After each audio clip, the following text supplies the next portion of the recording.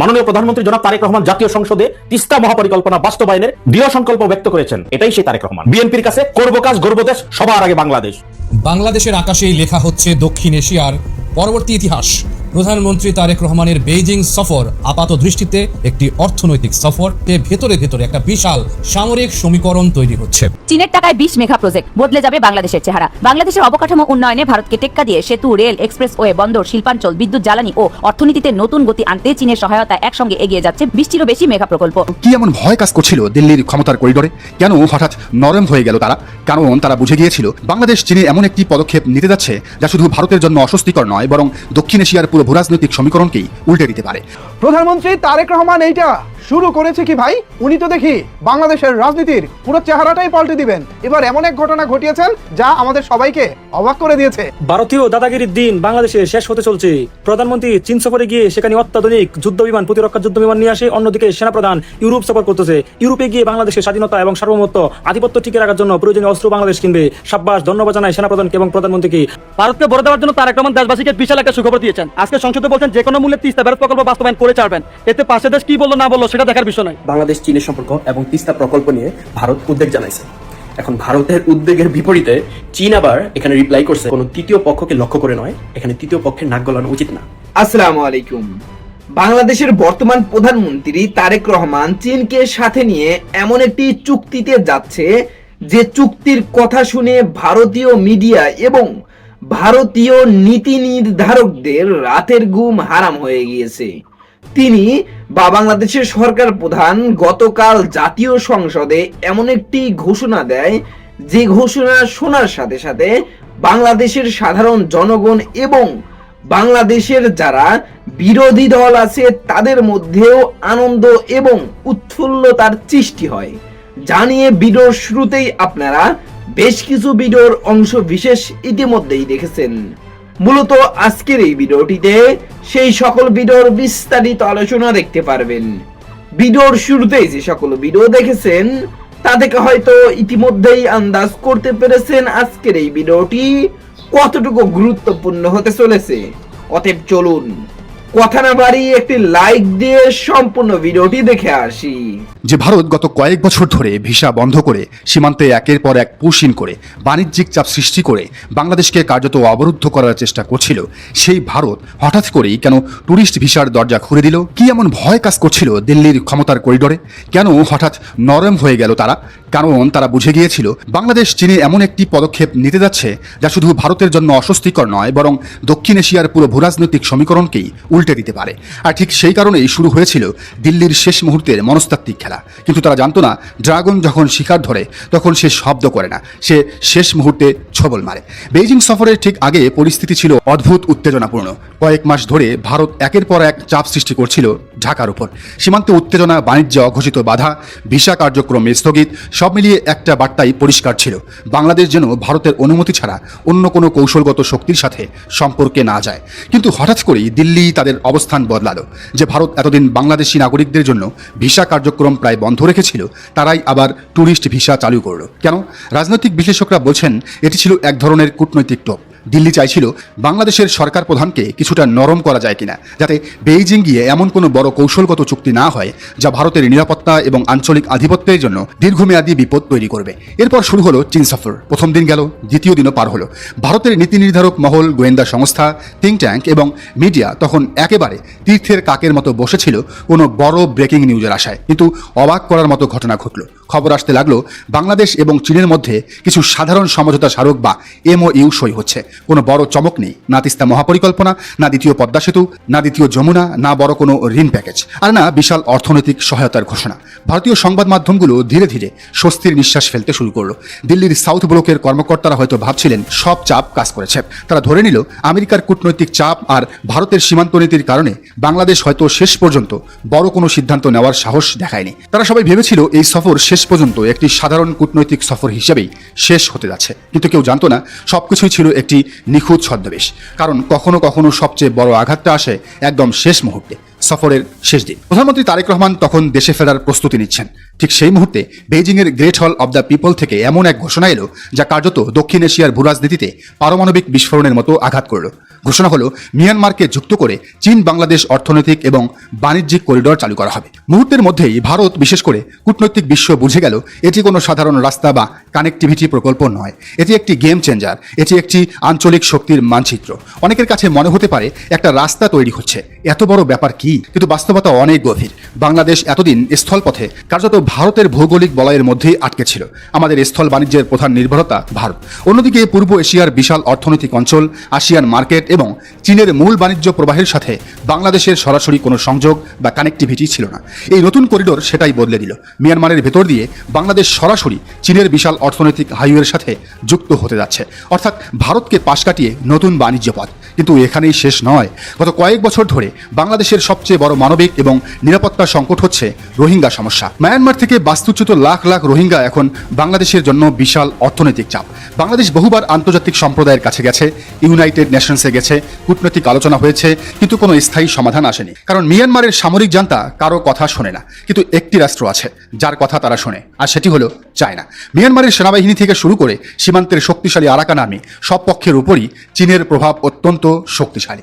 এখন যখন মিয়ানমার এই করিডোরের অংশ হবে, যখন তাদের ভূখণ্ডের উপর দিয়ে চীনের বিশাল বাণিজ্য প্রবাহ চলবে, তখন মিয়ানমারকে স্থিতিশীল রাখা চীনের নিজের স্বার্থে পরিণত হবে। আর তার মানে বাংলাদেশ কার্যত রোহিঙ্গা সংকট সমাধানের দায়িত্ব কৌশলে চীনের কাঁধে তুলে দিল। এক ঢিলে তিন পাখি। প্রথমত, চীনের সাথে সরাসরি স্থল বাণিজ্য পথ তৈরি হলো। দ্বিতীয়ত, ভারতের উপর বাংলাদেশের স্থল নির্ভরতা নাটকীয়ভাবে কমে গেল। তৃতীয়ত, রোহিঙ্গা প্রত্যাবাসনের প্রশ্নে চীন নিজেই এখন সক্রিয় হতে বাধ্য হবে। কিন্তু এই করিডোর শুধু অর্থনৈতিক করিডোর নয়, এর ভেতরে লুকিয়ে আছে সামরিক বাস্তবতা। ভাবুন একবার, চীনের বিপুল পণ্য, বিনিয়োগ এবং কৌশলগত কার্গো যদি এই করিডোর দিয়ে বাংলাদেশের পোর্ট অফ চিটাগাং এবং মোংলা পোর্টে পৌঁছায়, তাহলে এই পুরো রুটের নিরাপত্তা নিশ্চিত করা কৌশলগত বাধ্যবাধকতা হয়ে দাঁড়াবে। অর্থাৎ চীন শুধু বিনিয়োগ করবে না, এই রুটের স্থিতিশীলতা রক্ষায়ও তাদের দীর্ঘমেয়াদী আগ্রহ তৈরি হবে। আর এখানেই ভারতের সবচেয়ে বড় উদ্বেগ। দিল্লির নীতি নির্ধারকরা এখন বুঝতে শুরু করেছেন এটি কেবল একটি বাণিজ্যিক করিডোর নয়, এটি ভারতের তথাকথিত অ্যাক্ট ইস্ট পলিসির জন্য একটি বড় কৌশলগত চ্যালেঞ্জ। বিশেষ করে ভারতের বহুল আলোচিত শিলিগুড়ি করিডোর, যেটিকে অনেক সামরিক বিশ্লেষক চিকেন স্নেক বলে অভিহিত করেন, তার আঞ্চলিক গুরুত্ব নতুন বাস্তবতায় চ্যালেঞ্জের মুখে পড়তে পারে। সবচেয়ে বড় বিষয় হলো প্রধানমন্ত্রী তারেক রহমান দেশে ফিরেছেন। হাতে হয়তো কোনো সামরিক চুক্তির কাগজ নেই, কিন্তু তিনি ফিরেছেন এমন এক ব্লুপ্রিন্ট নিয়ে যা বাংলাদেশের ভূরাজনৈতিক অবস্থানকে নতুন উচ্চতায় নিয়ে যেতে পারে। আর দেশে ফিরে সরাসরি মহাকাশ গবেষণা কেন্দ্র পরিদর্শন, অনেক বিশ্লেষকদের মতে এটিও একটি প্রতীকী বার্তা। বার্তাটি পরিষ্কার, বাংলাদেশ এখন শুধু আঞ্চলিক রাজনীতির দর্শক নয়, বাংলাদেশ প্রযুক্তি, কৌশল, অবকাঠামো এবং আন্তর্জাতিক ভারসাম্যের নতুন খেলায় প্রবেশ করছে। অপেক্ষা এখন আগামী কয়েক মাসের, কারণ ইতিহাসের নতুন এই অধ্যায়ে বাংলাদেশ আর কারো পেছনের উঠান নয়। বাংলাদেশ এখন বিশ্ব দাবার বোর্ডে নিজেই একটি গেম চেঞ্জার। আর দক্ষিণ এশিয়ার শক্তির ভারসাম্য হয়তো আজ থেকেই বদলাতে শুরু করেছে। আরেকটি বিষয় খেয়াল রাখতে হবে, সেটি হলো চীন থেকে আসার পর প্রধানমন্ত্রী তারেক রহমান এবং বিএনপি জামায়াতের প্রতি উদারতার নীতি দেখাচ্ছে, জামায়াতের প্রশংসা করছে, জামায়াত আমিরের কথায় হাততালি দিচ্ছে, জামায়াতের অতীত নেতাদের ব্যাপারে তারা পজিটিভ কথা বলছে। তার মানে সরকার চায়, বিএনপি সরকার চায়, তারেক রহমান সরকার চায় জামায়াতের সাথে মিলেমিশে এই সরকারটি রান করতে, যাতে ভারত কোনো ধরনের ঝামেলা করতে না পারে। ভারত বাংলাদেশটাকে একেবারে চেপে ধরবে, গলা চেপে ধরবে। আজকে আমি আপনাদেরকে একটা চরম সত্য কথা, এবং এই ভারত বাংলাদেশকে কিচ্ছু করতে পারবে না। একেবারে আপনি মনে করুন যে একটা গুলি করলে ভারত 9টা গুলি খাবে। ভাবছেন যে বাংলাদেশে এত কিভাবে, বুঝতেই পারছেন না। এখন বাংলাদেশটা আসলে এমন একটা টোপ, মনে করুন বাংলাদেশটা ঠিক মাঝখানে, ভারত আমাদের 3 দিক থেকে গ্রাস করতে চাচ্ছে। আমরা জানি বাংলাদেশের 3 দিকে হচ্ছে ভারত। ভারত যখন বাংলাদেশটাকে একটা আপনার চেষ্টা করবে যে বিভিন্ন প্রকারে বাংলাদেশটাকে আক্রমণ করার জন্য, যেটা আপনার শুভেন্দু অধিকারী থেকে শুরু করে ভারতের যে পশ্চিমবঙ্গ বিধানসভায় যারা নির্বাচিত হয়েছেন, অনেকেই অনেক আলোচনা করেছেন যে বাংলাদেশকে গিলে খাওয়া হবে, বাংলাদেশকে কেন দখল করছে না, এই আপনার রংপুরকে কেন দখল করতে চাচ্ছে না, এত দ্রুত দখল করার প্রয়োজন আছে কি, এরকম বিভিন্ন আলোচনা তারা করছে। আসলে ভারত যে কত বড় একটা অগ্নিশিখার মধ্যে বসে আছে সেটা ভারত বুঝতে পারছে না। আজকে আমি তথ্যটা আপনাদেরকে বলবো একেবারে মাঝামাঝি সময়ে। গত কয়েকদিন আগে যখন বাংলাদেশের বর্তমান প্রধানমন্ত্রী জনাব তারেক রহমান চীন সফরে গেলেন, বেইজিংয়ের যে গ্রেট হল অর্থাৎ চীনের যে গ্রেট হলের চুক্তি যেটা করলেন, বিশ্বের দ্বিতীয় বৃহত্তম পরাশক্তি আপনার প্রেসিডেন্ট সিজিপিং তার সাথে যে বৈঠক হলো, শি জিনপিং হচ্ছে আপনার চীনের বর্তমান প্রেসিডেন্ট, তার সাথে চুক্তি হয়েছে। সেই চুক্তিতে কি বলা হয়েছে, শুধুমাত্র একটি লাইন যদি আপনাদেরকে আমি এই মুহূর্তে শোনাই তাহলে বুঝতে পারবেন যে ভারত যে একটা অগ্নিশিখার মধ্যে পড়ে রয়েছে, তারা বাংলাদেশকে আক্রমণ করতে চায়। কত বড় সাহস, কত বড় কলিজা যে বাংলাদেশকে আক্রমণ করবে। বাঙালি অনেক মানুষ আছেন যারা বুঝতেই পারছেন না, যে তারা মনে করছেন যে ভারত বৃহত্তম একটি রাষ্ট্র, কোটি কোটি মানুষ, সেখানে সেনাবাহিনী দিয়ে আমাদেরকে 2 ঘন্টার মধ্যে নিষ্পেষিত করে ফেলবে। আসলে ভাই একটু থামেন। ভারত বাংলাদেশকে কিচ্ছু করতে পারবে না। এই যে দেখালাম কিচ্ছু করতে পারবে না বাংলাদেশকে। তার কারণ আছে, যথেষ্ট কারণ আছে। সেই কারণটা হচ্ছে ভারতের চারদিকে অগ্নিমূর্তি ধারণ করে বসে আছে চীন, পাকিস্তান, আর আমরা আছি বাংলাদেশে। যদি বাংলাদেশকে আক্রমণ করতে চায়, যেই কথাটা আপনার শি জিনপিংয়ে বলেছেন যে বাংলাদেশে যে কোনো বিদেশির হস্তক্ষেপ, অর্থাৎ বাংলাদেশের উপর যদি কোনো বিদেশির হস্তক্ষেপ করে কিংবা করার চেষ্টা করে তাহলে তাদেরকে প্রত্যাখ্যান করা হবে। এর মানেটা কি জানেন? এটা কূটনীতির চাল। কথাটা খুব সহজ মনে হলেও সহজ কথা যায় না সহজে বলা। আসলে চীন চাচ্ছে যে ভারত কোনো প্রকারে বাংলাদেশের উপর আক্রমণ করুক, সেনাবাহিনীরা বাংলাদেশে আক্রমণ করুক।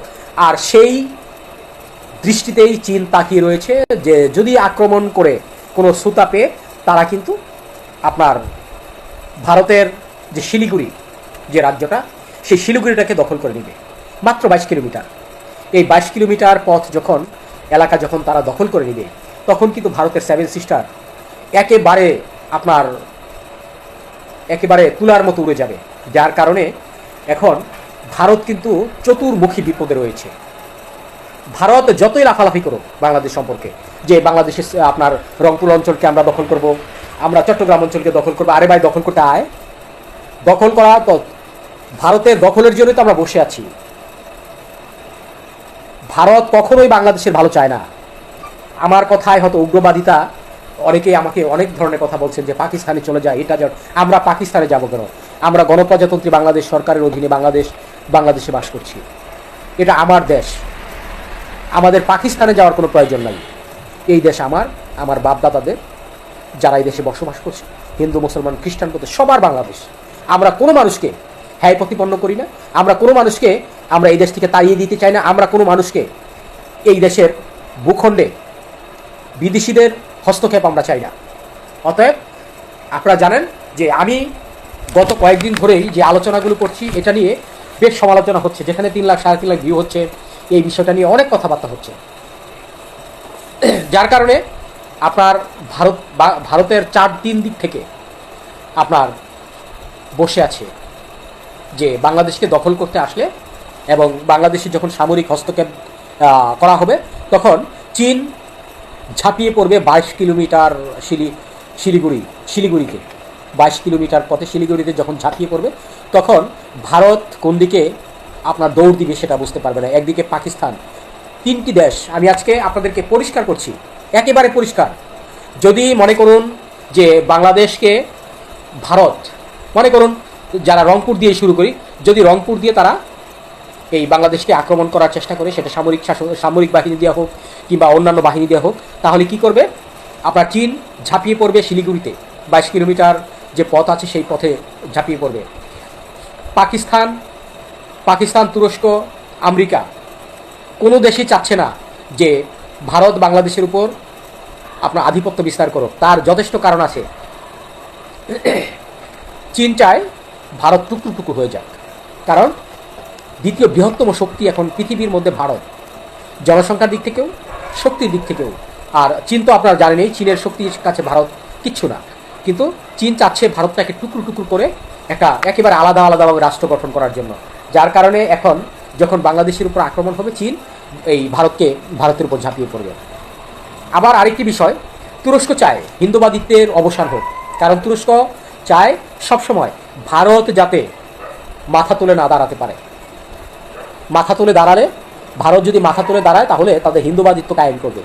তারা একচেটিয়া এখন বর্তমানে, যেমন আপনারা জানেন গতকালকে ভারতের একটি পরিবারে এই আপনার গরুর মাংস পাক করাকে কেন্দ্র করে তাদেরকে পিটিয়ে বাড়ি থেকে বের করে দিয়েছে, গ্রেফতার করেছে মোট 7 জনকে। ভাই, এটা কোনো পৃথিবীর নিয়ম আছে যে আমি কি খাবো না খাবো? আমার বাংলাদেশে বহু হিন্দু বুদ্ধরা কাসিম খায়, শুয়োর খায়। আমরা কি কখনো তাদেরকে গ্রেফতার করেছি? আমরা কি কখনো তাদেরকে আইনের আওতায় এনেছি? আমরা কি কখনো মেরে পিটিয়ে তাদেরকে এলাকা থেকে বের করে দিয়েছি? আমরা তো বের করে দিইনি। ভারত কেন বারবার এই মুসলমানদের উপর আক্রমণ করছে? তারা জানতে পারছে আগামী 100 বছরের মধ্যে, মনে রাখবেন আমি বলে দিচ্ছি, আগামী 50-100 বছরের মধ্যে ভারত পুরোটা মুসলিম রাজ্য আবার সেই মোগল রাজ্যের মতো ভারতকে শাসন করবে। এটা নিশ্চিত থাকেন। এটা আজকে আমি বলে দিলাম, 50 বছর পর হয়তো আমি বেঁচে থাকবো না, কিন্তু আজকের এই ভিডিওটা আপনারা মনে রাখবেন যে আগামী 50 বছর পর ভারতে মুসলমানরা রাজত্ব করবে, ইসলাম রাজত্ব করবে। অথচ আজকে ভারত মুসলমানদেরকে বিভিন্ন প্রকার নিপীড়ন নির্যাতন করছে, মেরে এলাকা থেকে। আমি আশা করছি সম্পূর্ণ ভিডিওটি দেখেছেন এবং এই ভিডিওর সাপেক্ষে আপনার কি মতামত সেটা অবশ্যই কমেন্ট বক্সে জানিয়ে যাবেন। ভিডিওটি ভালো লেগে থাকলে শেয়ার করতে ভুলবেন না। আমাদের এই চ্যানেলে নতুন হয়ে থাকলে চ্যানেলটি সাবস্ক্রাইব করে চ্যানেলের পাশে থাকবেন। আর যারা ইতিমধ্যেই চ্যানেলটি সাবস্ক্রাইব করেছেন তাদেরকে অসংখ্য ধন্যবাদ। দেখা হবে নতুন কোনো ভিডিও নিয়ে, ততক্ষণ সবাই সুস্থ থাকবেন। আল্লাহ হাফেজ।